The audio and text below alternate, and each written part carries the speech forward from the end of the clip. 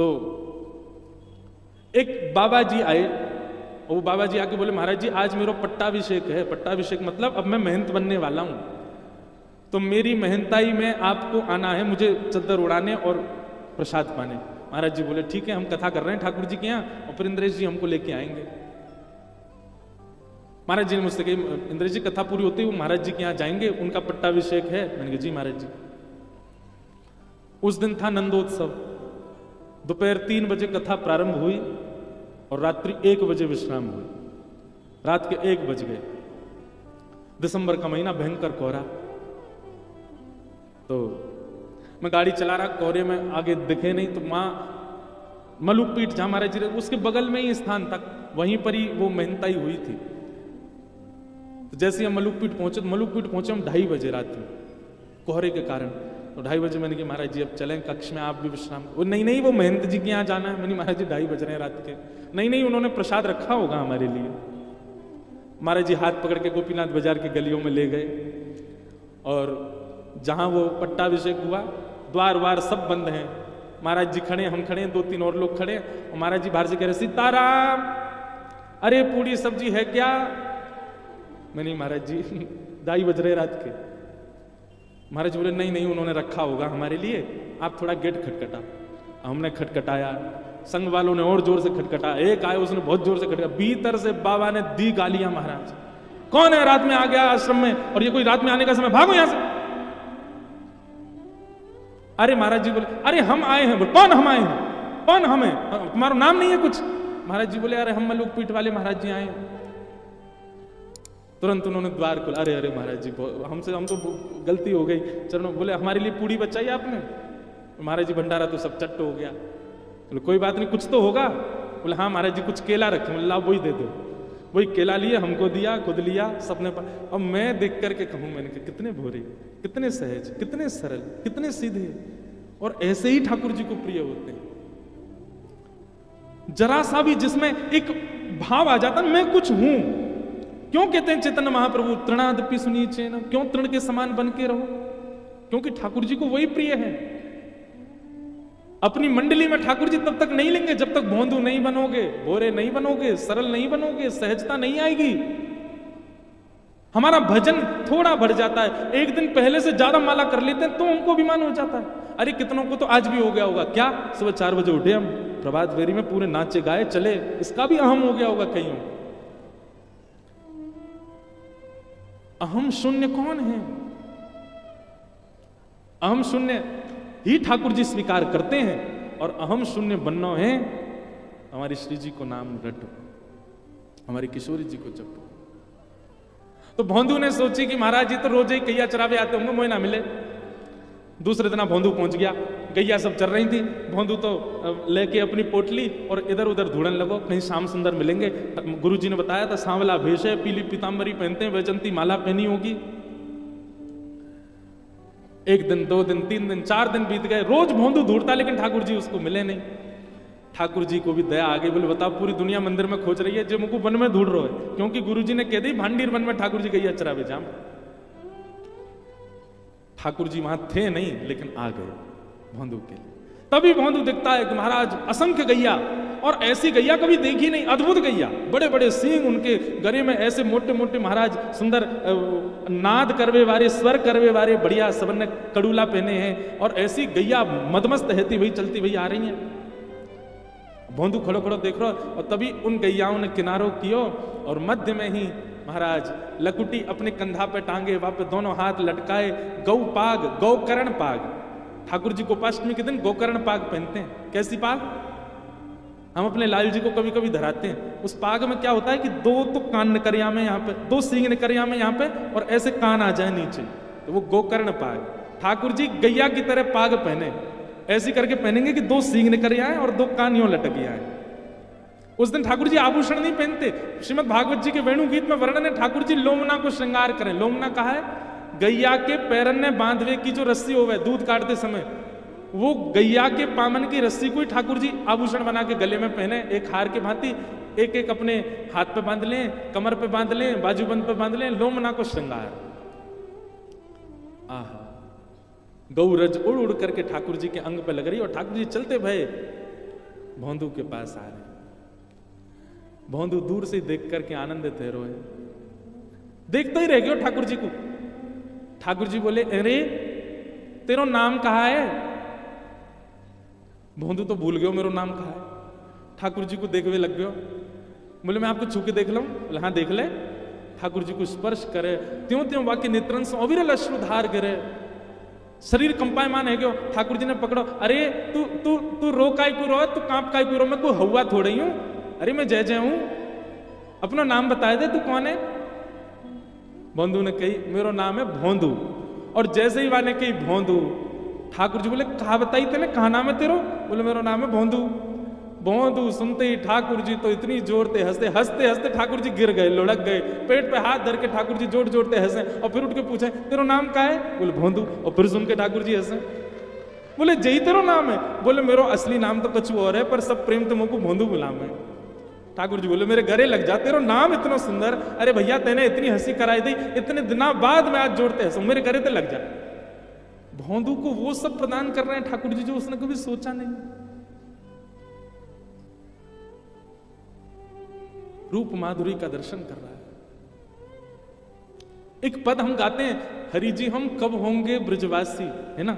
पर मेरा मन है, और मैं आज व्यास मंच पे ही भावना आ रही है, पर मैं कभी ना कभी ठाकुर जी के लिए एक पद ऐसा लिखूंगा जहां मैं ठाकुर जी से हम यूं कहें, ठाकुर जी हम कब होंगे भौंदू, हम कब होंगे सीधे, हम कब होंगे सीधे, हम कब होंगे वो सहज जासे आपको हम भा जाएं।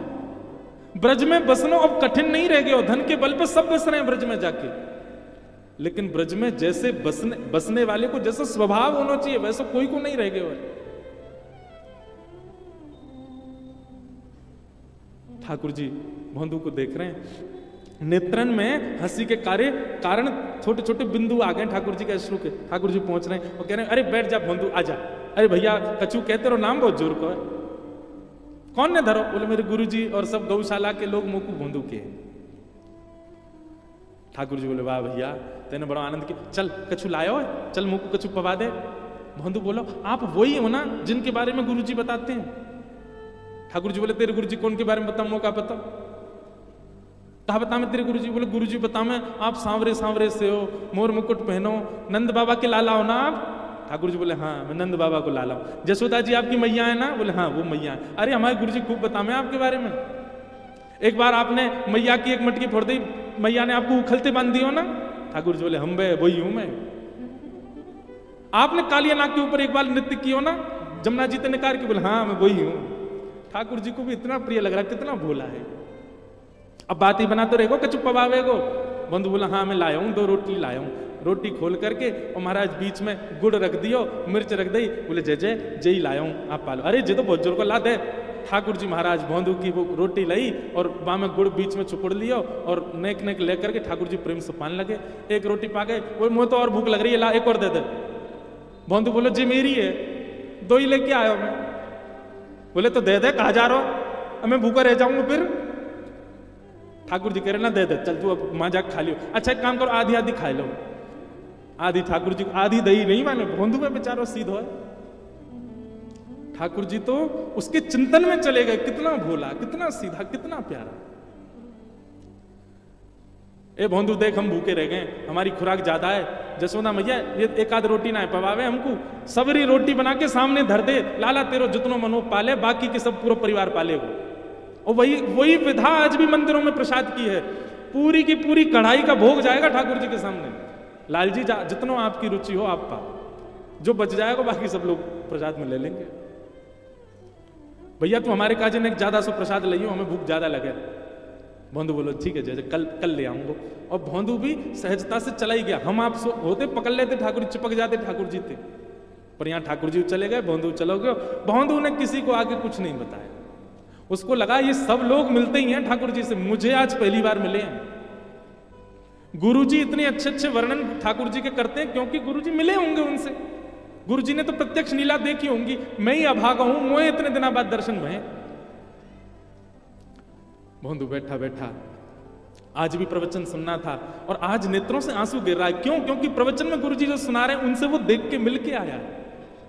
अगले दिन भौंदू ने रसोई घर में जाकर के रसोईया देखे, हाँ भैया आज ने कछु ज्यादा सी रोटी दे दो, 5-6 रोटी दे दो। ए भोंदू तू इतने वर्षन से 2 ही खावे, 5-6 लेके कहाँ जाएगा? अरे अब तुम्हें कहा बताऊं, वहां पे एक मेरे मित्र आमे, नंद जी के लाला, यशोदा मैया के लाला, बड़ी भूख लगे उनको, बहुत पेटू है, मेरी रोटी खा के कल आधी मिली मुझे, बस उनके काज दे दो, उन्हें खवानो। रसोईया बोलो तू गुरुजी से आज्ञा दिलवा दे तब देंगे। भोंदू गयो गुरुदेव के पास, गुरुजी प्रणाम। गुरुजी ने रसोईया तो कह दो आज मैं 6 रोटी दे देगो। बोले ए भोंदू तू 6 रोटी क्यों ले जा रहा है, तू तो 2 ही रोटी खावे। अरे गुरुजी मैं वही बात बता रहा हूं, वहां श्याम सुंदर आम है, नंद नंदन आम है, जिनकी आप लीला सुना में। गुरुजी हैं तो बड़े प्यारे, जैसी आंख आप बताऊं बात तो ज्यादा सुंदर, मुस्कुरा में तो ऐसा लगा कि गुरुजी बस देखते ही रहो उनको, बहुत प्यारे हैं गुरुजी, पर बहुत पेटू हैं, बहुत खामे हैं। कल मेरी सभी रोटी खा गए, वो तो मैं छीन लाया, आधी खा ली मैंने, नहीं तो भूखे रह जाता मैं। तो उनने मुझसे कही कि नहीं ज्यादा ऐसी रोटी लाई, या हमारे 6 ले जा रहा हूं गुरुजी, आप आज्ञा दे दो। सरल व्यक्ति का एक स्वभाव बन जाता है कि वो झूठ बोलना नहीं जानता। एक सीधे व्यक्ति का एक स्वभाव, एक गुण उसके अंदर निर्मित हो जाता है कि उससे झूठ दूर रहता है। फिर उससे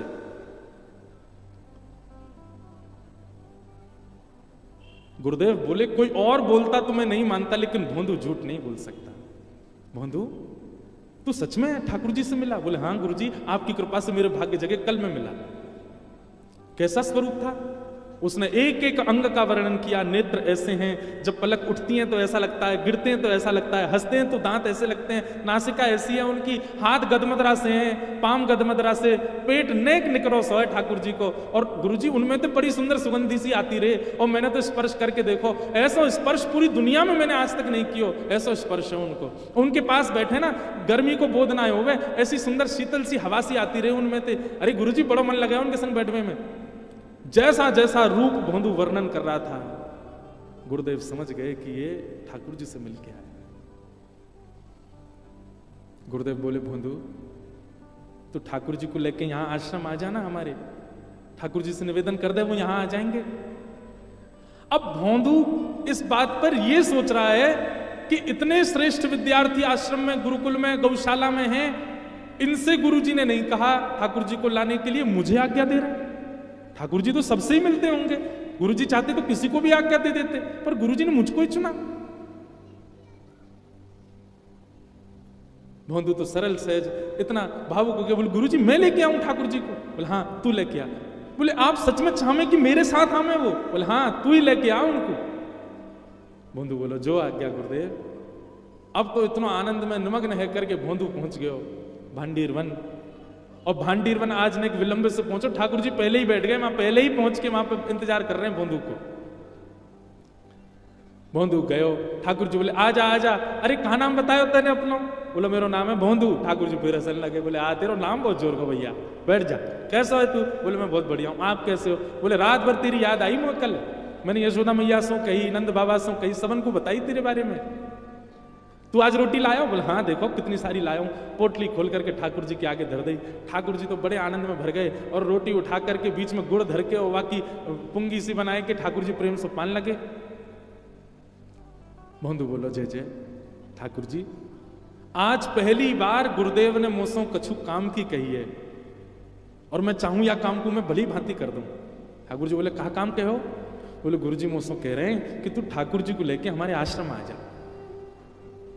अब आप तो मेरे मित्र है गए हो, गुरु जी चाहते तो कोई भी शिष्य से कह देते, पर उनने मुंह को ये काम दियो पहली बार। आप कृपा करो ना, मेरे संग चलो ना गुरुदेव के आश्रम। ठाकुर जी रोटी खाते जा रहे हैं और बोल रहे हैं देख भोंदू तू जो कहेगा सब काम करेंगे हम, लेकिन जो गुरु जी बीच में मतलावे, तेरो मेरो संबंध है, तू मेरो सखा मैं तेरो सखा। गुरु जी आश्रम गैया इन सबन को दूर रख मोते। चरणों में गिर गए, बोले अरे जय जय, मैं तो आपको जानतो ही ना हूं, मैं तो इतने दिन से भांडीर वन आ रहा हूं गैया चरावे, मैंने आपको कभी देखो ही ना है। सके आप मेरे बगल के निकसे भी होंगे, पर मैं आपको जानतो ही ना हो तो मैं कैसे पहचान? वो तो गुरुजी ने मुझको आपकी कथा सुनाई, तभी तो मैं आपको जान पाया। जिन गुरुजी की कृपा से आप मुझको मिले, उन गुरुजी की आज्ञा है, आपने चल दो ना मेरे संग। ठाकुर जी बोले चाहे जो हो भैया, हम तेरे गुरुजी तो ना मिलेंगे, तोते मिलेंगे बस। भोंदू बोलो नहीं मिलोगे गुरुजी ते? ठाकुर जी बोले नहीं मिलेंगे। अंतिम बार पूछ रहा हूं, नहीं मिलोगे? ठाकुर जी बोले ना मिलेंगे, ना मिलेंगे, ना मिलेंगे, बस तोते मिलेंगे। भोंदू ने सबरी पोटली उठा ली, बोले तो फिर ये रोटी वो गुरु जी के घर की है, इन्हें मत खाओ। हाँ, सबरी खत्म करते जा रहे हैं। ठाकुर जी बोले अरे तो रोटी तो खान दे ना, जो गुरु जी के आश्रम में बनी है जी का खाओ। और पोटली सबरी बांध ली, ठाकुर जी के हाथ में 250 ग्रास बचो। भोंदू ने हाथ पकड़ के बोले जब वो छोड़ दो, जो गुरु जी को है दे दो। अरे तो जाए तो खान दे, ये तो आधा बचो, ना ना ये दे दो। और लेके अपने मुंह में भर लियो, खा गए। अरे मैं कह रहा हूं हमारे गुरु जी ने मिलवाए हैं आप, हम और तुम उन्हीं के पास नहीं चलोगे? ठाकुर जी बोले भैया देख तू अब चाहे गुस्सा है जा, तेरे गुरु जी तो ना मिलेंगे, हम बस तो मिलेंगे। तो भोंदू बोला ठीक है, तो जा पेड़ ते या पेड़ तक, या कि पल्ली पार तुम्हारी है या इल्ली पार मेरी है। कल्लिते गैया चरावे आएंगे, इल्ली पार अगर तुम आए, पल्लंकु नहीं हो, उल्लंकु मत ही हो, नहीं तुम्हारी गैया ने लेके भाग जाऊंगा मैं। ठाकुर जी को धमकी दे रहा हूं। और सुनो, आज ते आम पाम 100 साल की कट्टी, दूर नहीं हो मोते, मेरा कोई तुम्हारो संबंध ना, दो दिना को सखत्व, हमारे गुरु जी को जो नहीं है बातें, हमारा कोई संबंध नहीं। ठाकुर जी बोले तो जाने ना हम जय जय हैं? बोले जय जय हो चाहे जो हो, हमारे गुरु जी ने मिलवाए, अगर चाहो कि मैं तुमसे मिलूं या बैठूं तो मेरे गुरु जी के पास चलो। ठाकुर जी बोले मैं तो नहीं जाऊंगा। ठीक है, मैं जा रहा हूं। और अपनी गैयान ने घेर के महाराज भोंदू तो चल पड़ो। ठाकुर जी कह रहे हैं ए भोंदू। भोंदू नहीं पीछे मुड़ के भी देख रहा। दूसरी बार बोले ठाकुर जी भोंदू, अरे नहीं देख तो ले। भोंदू नहीं देख रहा। जब तीसरी बार ठाकुर जी ने कही भोंदू, जब भोंदू ने अब भी नहीं देखा, तो जिस प्रकार कोई व्यक्ति अपनी प्रियतमा के लिए व्याकुल हो जाता है, ऐसे श्री ठाकुर जी भोंदू के लिए व्याकुल हो गए। अरे जी देखे ही ना रो, जी पलटे ही ना रो। ठाकुर जी को लगी नेक दूर जाके आ जाएगा, लेकिन भोंदू नहीं लौटो, चलते ही चलोगे, चलते ही चलोगे। थोड़ी दूर तक भोंदू दिखो, जैसे ही भोंदू दिखनो बंद भयो, ठाकुर जी अपने आप को रोक नहीं पाए, नेत्रन में अश्रु भर आए और महाराज चौकड़ी मार के दौड़े ठाकुर जी। अरे भोंदू रुक जा, अरे भोंदू नेक रुक जा, अरे तू जो कहेगो सो करेंगे, तू कहेगो तेरे गुरु जी के यहाँ जाएंगे, वहीं बस जाएंगे, लेकिन तुम उधर दूर मत जाए भैया, मुझको संग लेके चल। और ठाकुर जी दौड़ करके गए और भोंदू की कमर पे जाकर के लद गए पीछे, और लद करके बोले चल ले चल अपने गुरु जी के पास, चल के आमे, तेरे गुरु जी तो मिल के आवेंगे। गैयान के बीच में कैसी सुंदर छवि है, पत्रो दुबरो सो भोंदू और शाम सलोने नंद नंदन बाकी पद्दी पे चढ़े हुए पीछे। पीछे तो ऐसे हाथ देख करके दोनों पाम ठाकुर जी के यूं हाथ में उठा रखे हैं, और भोंदू लेकर के ठाकुर जी को अपने आश्रम आ रहे। गुरु जी ने देखी गैया आ गई, गुरु जी द्वार पे आके खड़े गए, और जैसे ही गैया आती गई, तभी ऐसा दृश्य देखो, भोंदू की पद्दी पर श्री ठाकुर जी साक्षात नंद नंदन मंद मंद मुस्कुराते भय, वाके कान में कचू खाना पूसी करते भय आ रहे हैं। भोंदू तो कह रहे हैं जाइए तेरो गुरु, जाके कारण तुम मोह छोड़ के भाग रहो, दारी के अबड़ी उड़ा दूंगा मैं, जाके कारण तुम मोह छोड़ रहो। नहीं गुरु जी, हमारे गुरु जी बड़े भोरे हैं, इनको दर्शन देते हो। ठाकुर जी को देख करके गुरु जी तो वहीं मूर्छित हो गए, उनको विश्वास ही नहीं हुआ कि ठाकुर जी आ गए। भोंदू ने गोद में उठा लिए, जल को छिड़काव किया, और जल को छिड़काव करके जैसे ही पुनः गुरु जी के नेत्र खुले, नंद नंदन सामने खड़े हैं, बाकी अदा से मंद मंद मुस्कुरा रहे हैं। भोंदू जैसे ही गुरु जी खड़े हुए, भोंदू खड़ा हुआ, ठाकुर जी ने खींच के भोंदू अपने ऐसे गले में गलवैयां डाले खड़े गए। गुरुदेव ने भोंदू को प्रणाम किया। पहले भोंदू बोलो जी कहां कर रहे हो गुरु जी? बोले भैया परिवार त्याग दियो बाल्यकाल में, आज 60 वर्ष है गए घर छोड़े भय, कौन से उपनिषद नहीं पढ़े, कौन से वेद नहीं पढ़े, कौन से शास्त्र नहीं पढ़े, कौन कौन से नियम व्रत अनुष्ठान नहीं किए हमने, लेकिन आज तक ठाकुर जी के दर्शन नहीं भय। धन्य है भोंदू तेरो ये भोलोपन, तेरो ये सीधोपन, तेरी ये सरल भाव, तेरी ये सहजता, जैसे आज साक्षात त्रिलोकीनाथ तेरे कंधा पर चढ़ के आए। ऐसा सुख तो कोई ज्ञानी को भी ना दे, मैं ठाकुर जी जैसा तू को दियो है।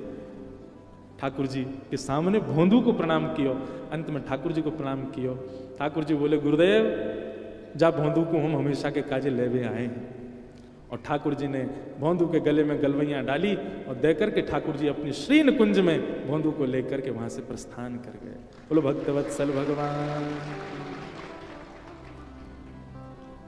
हमारे अंदर सब गुण हैं, पर हम भोले नहीं, हम सहज नहीं है, हम सीधे नहीं है, सरल नहीं है।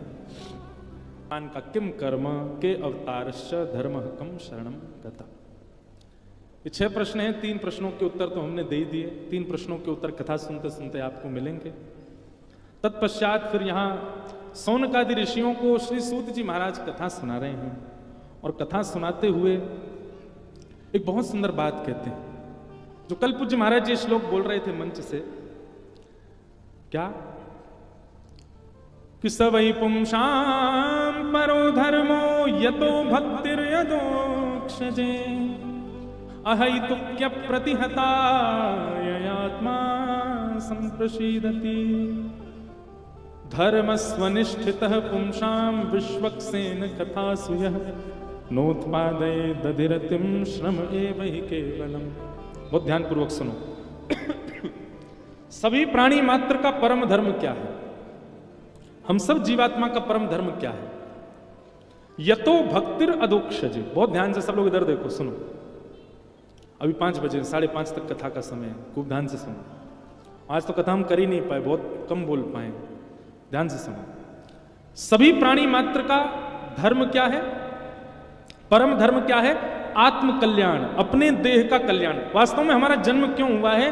जो इस देह के भीतर जो आत्मा है वो बहुत दिन से भटक रही है। अब हमको मानव बनने का अवसर मिला है, मतलब ठाकुर जी ने हमको मौका दिया है कि अब इस मानव जन्म से तुम ऐसे कुछ करो कि इस आत्मा को सदा के लिए मुक्ति मिल जाए, उसको कहीं ना जाना पड़े। तो हमारा कर्तव्य, हम कर्म करते हैं, कर्तव्य निभाते हैं, संबंध निभाते हैं, ये सब ठीक है, पर मूल कर्तव्य हमारा यह है कि इस देह से ऐसा कुछ करना है जिससे हमारी आत्मा निवृत्त हो जाए।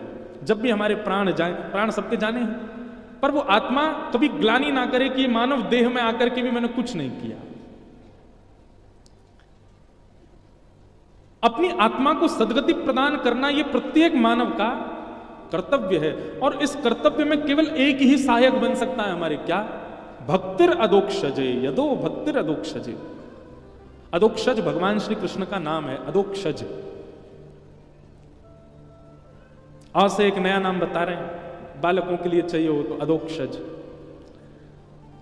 अदोक्षज भगवान की भक्ति करना, और भक्ति भी कैसी करना? अहैतुक्य प्रतिहता। अहैतुकी भक्ति। अहैतुकी भक्ति किसको कहते हैं? किसी भी परिस्थिति, किसी भी स्थिति या लाइफ में आने वाली किसी भी प्रकार के दुविधा से या व्यवधान से वो भक्ति नष्ट ना होती हो, लगी रहे। मेरी लगी श्याम संग प्रीत दुनिया क्या जाने, क्या जाने रे कोई क्या जाने, क्या जाने रे कोई क्या जाने, मुझे मिल गया मन का मीत दुनिया क्या जाने। दुनिया तो आपको बावड़ा ही कहेगी, पागल ही कहेगी, कुछ भी कहेगी, पर एक बार प्रीति लग जाए ठाकुर जी से, उसके बाद चाहे जो हो जाए जीवन में, वो भक्ति कभी नष्ट ना हो। अगर हमारी भक्ति ऐसी है कि जीवन में आने वाले किसी व्यवधान या किसी विषय के कारण हमारी भक्ति विच्छिन्न हो जाती है, ठाकुर जी को बहुत कष्ट होता है। आए ही क्यों थे जीवन में? तुमने उम्मीद ही क्यों जगाई थी हमारे चित्त में कि तुम हमारे भक्त हो, और अब स्थिति विपरीत आई तो तुम हमको छोड़ रहे हो? इसलिए न विच्छिन्न होने वाली भक्ति, न डगमगाने वाली भक्ति जब व्यक्ति करता है, तभी उसका आत्म कल्याण होता है, तभी उसकी आत्मा का कल्याण होता है देह में आने के बाद। ये बात सूत जी महाराज कह रहे हैं। और धर्म स्वनिष्ठितः पुंसाम विश्वक्सेन कथा सुयः नोत्पादये दधिरतिम श्रम एव हि केवलम। बहुत सुंदर बात। आपकी न विच्छिन्न होने वाली प्रीति ठाकुर जी से हो चुकी है, ये कैसे पता चले? ये कैसे पता चले कि जो मेरी भक्ति है ठाकुर जी के चरणों में, वो लंबे समय तक रहने वाली है, अंतिम श्वास तक रहने वाली है, कोई परिस्थिति आ जाए ये भक्ति कभी टूटने वाली नहीं है? ये कहां, कैसे पता चले? इसका प्रमाण क्या है? तब सूत जी कहते हैं, आपकी रति धाम में है तो भी सामान्य बात है, आपकी रति नाम में है तो भी सामान्य बात है, पर आपकी रति लीला में है। लीला मतलब ठाकुर जी के चरित्र में है, ठाकुर जी की कथा में है। कई लोगों को केवल वृंदावन जाना अच्छा लगता है, कई लोगों को राधा राधा हरे कृष्ण महामंत्र अच्छा लगता है, उसमें नाचना, उसको गुनगुनाना, उसको बोलना अच्छा लगता है, पर उन लोगों की कई बार मैंने देखा कथा में रुचि नहीं है। पर यहां पर स्पष्ट श्री सूत जी महाराज कहते हैं कि नोत्पादये दधिरतिम श्रम एव ही केवलम। यदि आप ठाकुर जी से प्रेम करते हैं और कथा लीला में आपकी रति नहीं है, प्रेम नहीं है, तो इसका मतलब है कि आपकी भक्ति कभी भी टूट सकती है, छूट सकती है, कभी भी रुक सकती है। लेकिन कथा में आपकी रति, अब देखो कथा में जिनकी रति वो आज तक भक्त हैं ठाकुर जी के, कितने प्रमाण दें? प्रभु चरित्र सुन वेको राम लखन सीतामन, कौन है? श्री हनुमान जी महाराज। ठाकुर जी कथा सुनते हैं। पूरी हनुमान चालीसा में, मैंने ये बात पहले भी कही है कथाओं में, पूरी हनुमान चालीसा में गोस्वामी तुलसीदास जी महाराज ने हनुमान जी को क्या प्रिय है ये बता दिया, फिर भी लोग वो नहीं देते हनुमान जी को।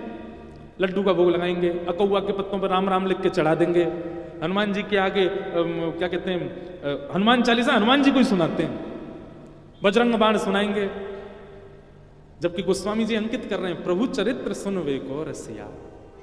ठाकुर जी के चरित्र सुनने के, और केवल रसिया हैं इतने, मतलब केवल उनको अच्छा लगता नहीं, उस कथा के लिए वो कुछ भी त्याग सकते हैं।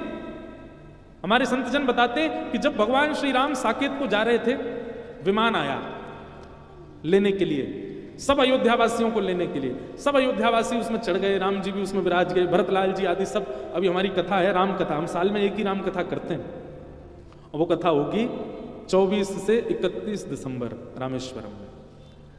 आप लोग जो आ सको आ जाना, नहीं तो टीवी पर ही सुनना। और उस कथा में भी विशेष भरत चरित्र, श्री भरतलाल जी का चरित्र रहेगा। बहुत सुंदर है राम कथा। मैं कभी कभी अपना अनुभव बताता हूं कि मैंने पहली राम कथा की थी पिछले साल सोमनाथ में। कथा करने से पहले मैं कक्ष में जब अध्ययन करता था ना, अध्ययन करते करते मतलब इतने भाव पहले नहीं आए। यदि किसी व्यक्ति को भाव नहीं आते हैं ना, भाव नहीं बनते, कई लोग कहते हैं हमारे भाव नहीं बनते, रामायण जी का पाठ शुरू कर दो और केवल शब्द मत पढ़िएगा, उसका अर्थ समझिएगा क्या कहना चाह रहे हैं, बहुत सरल है, समझ में आ जाता है। वहां पर जब आप राम भरत जी के मिलन का प्रसंग पढ़ेंगे ना, आपके नेत्र सजल हो जाएंगे। भरत जी महाराज राम जी को लेने के लिए जब गए, अब मेरे को एक साथ याद आ रहे हैं, भरत जी भी याद आ गए, लक्ष्मण जी का चरित्र भी, लक्ष्मण जी का और अच्छा इनकी पत्नियों के भी अद्भुत चरित्र हैं। पर भरत जी जो है ना, ये जैसे कृष्ण लीला में गोपियां हैं ना, लाखों गोपियां, ऐसे ही रामचरित्र में अकेले भरत जी हैं। लाखों गोपियां ब्रजमंडल की, उनके स्वभाव व्यवहार विचार, वे अकेले रामचरित्र में श्री भरत जी में दिख जाएगा। भरत जी गोपी हैं रामलीला की। भरत जी महाराज जब राम जी को लेने के लिए आए तो सब प्रकार से यह बात हो गई कि राम जी वापस अयोध्या जाएंगे। अब गुरु वशिष्ठ जी ने भी मोहर लगा दी और जनक जी महाराज ससुर जी आए राम जी के, और सब बड़े बड़े लोगों ने भी कहा भाई देखो भरत जी की बात सत्य है, वो प्रसंग बहुत लंबा हो जाएगा, इसलिए मैं ज्यादा उसमें नहीं जा रहा। भरत जी ने हर तरह से सिद्ध कर दिया कि राम जी को वापस जाना चाहिए।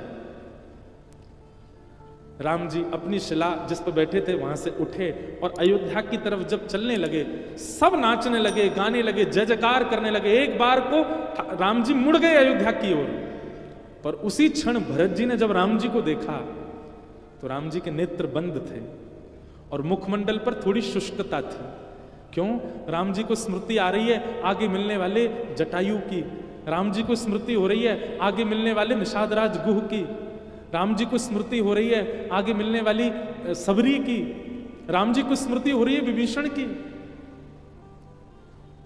इन सबका स्मरण करके राम जी कह रहे हैं मैं मिल नहीं पाऊंगा, मैं अब उन लोगों के पास जा नहीं पाऊंगा। सबरी कब से मेरा रास्ता बुहार रही, मैं उसके यहां जा नहीं पाऊंगा।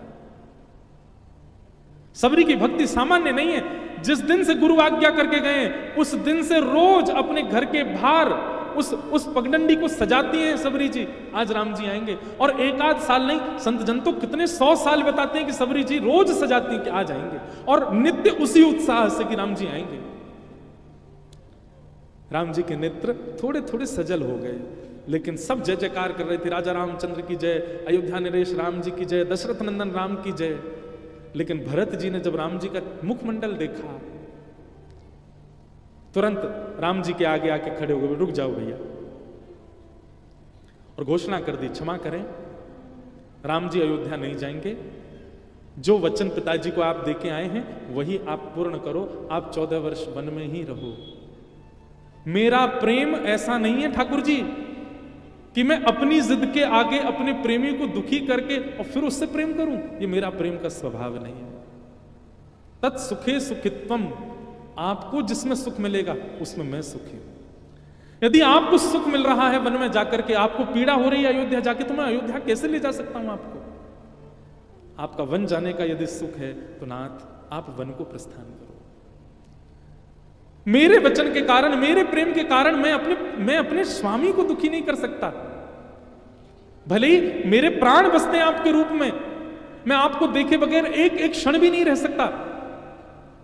वर्णन करते हैं कि जब बचपन में भरत जी और राम जी जब शयन करते थे ना, सारे भाई तो एक तरफ सिरहाना करके सोते थे, पर भरत जी राम जी के चरणों की ओर सिरहाना करके सोते, और छोटे से भरत जी रात में राम जी के चरणों का अंगूठा मुख में चूसते हुए सोते थे। अगर कोई मैया, कोई बाबा, कोई पिताजी कोई दूर कर दे अगर भरत जी को, तो भरत जी रो रो के पूरी अयोध्या की नाक में दम करते। सारे भाई तो मुखमंडल के पास रहते, पर भरत जी तो सदा चरणों में रहते राम जी। आपको देखे बगैर मेरे प्राण भी निकल सकते हैं, पर आपको निराश देखूंगा अयोध्या में, उससे मेरे प्राण आज ही निकल जाएंगे। इससे नाथ आप वन में जाओ, मेरी इच्छा मत पूरी करो, आप वन में ही रहो। लेकिन आप वनवासी रहेंगे तो मैं कठिन वनवासी रहूंगा। असली वनवास तो भरत जी का था। नंदग्राम चले गए, अयोध्या से दूर, अयोध्या में नहीं रहते। बोले मेरे भैया जब वन में रह रहे हैं, गांव में नहीं रह रहे, शहरों में नहीं रह रहे, मैं कैसे रह सकता हूं नगर में? वन में चले गए, नंदग्राम में। शत्रुघ्न जी आए, उन्होंने परनकुटी बनवा दी। भरत जी बोले इसमें नहीं रहूंगा, अपने आप बनी हुई कोई गुफा हो, कोई कुंज हो, वहां रहूंगा, स्वयं निर्माण कर। ये तो राम जी कर रहे हैं, राम जी के समकक्ष कैसे हो सकता हूं मैं? राम जी परन कुटी बना के रहते हैं, मैं कैसे कुटी बना सकता हूं? खुद बनी हुई होगी वहां रहूंगा। और नियम दूसरा क्या है? ऊंचाई पर नहीं रहूंगा, पृथ्वी पर राम जी चल रहे हैं, कम से कम पृथ्वी में नीचे गड्ढा होगा उसमें रहूंगा। अपने भैया के समकक्ष कैसे रह सकता हूं? ऐसे श्री भरत जी महाराज। तो मैं निवेदन कर रहा था, राम कथा अद्भुत है। जब सब साकेत जाने लगे, सब बैठ गए विमान में, केवल एक व्यक्ति खड़े हैं। कौन? श्री हनुमान जी महाराज। राम जी ने आज्ञा की, हनुमंत लाल विराजो, विमान में बैठो, चलो साकेत। हनुमान जी हाथ जोड़ करके बोले भगवान, मैंने वैसे तो कोई ऐसी बात नहीं, आपका धाम तो नित्य पवित्र है,